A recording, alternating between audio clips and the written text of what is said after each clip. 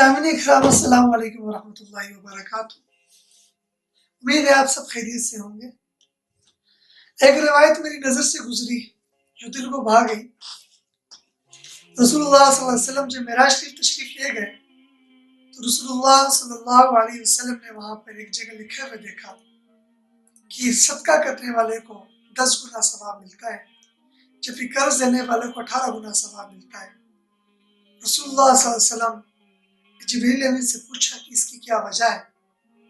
جبریل علیہ السلام نے فرمایا کہ جس کو انسان صدقہ دیتا ہے تو اس میں کوئی بوجھ نہیں ہوتا ادائیگی کا، اور جو بندہ قرض لیتا ہے تو بے انتہائی مجبوری کی حالت میں لیتا ہے اور اس کو ادا کرنے کا غم رہتا ہے۔ لہٰذا اس وجہ سے قرض دینے والے کا ثواب جو ہے وہ زیادہ ہے۔ جب کوئی کسی کو لیوریج دیتا ہے اور اس پر آسانی والا معاملہ کرتا ہے تو اللہ اس کو اس کا اجر عطا کرتے ہیں۔ اسی طرح ایک اور واقعہ آتا ہے اور یہ بھی حدیث کی کتاب میں موجود ہے کہ ایک شخص کا انتقال ہوا اور جب اس کو روبرو پیش کیا گیا اللہ کے ہاں تو فرشتوں نے اس سے پوچھا کہ تمہارے پاس کوئی نیکی ہے؟ تو اس نے کہا کوئی نہیں۔ اللہ نے فرمایا اس سے پوچھو کہ کوئی نیکی تو اس کی ہوگی۔ جب فرشتوں نے دوبارہ سوال کیا تو کہنے لگا کہ میرے پاس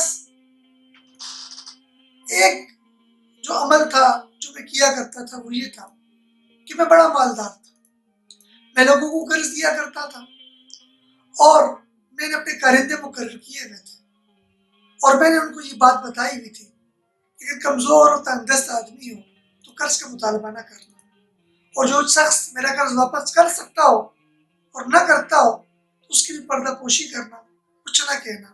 بس میرے پاس تو یہ ایک عمل ہے۔ تو اللہ پاک نے اس سے فرمایا کہ جاؤ ہم نے تمہیں اس کے بدلے جنت میں داخل کیا۔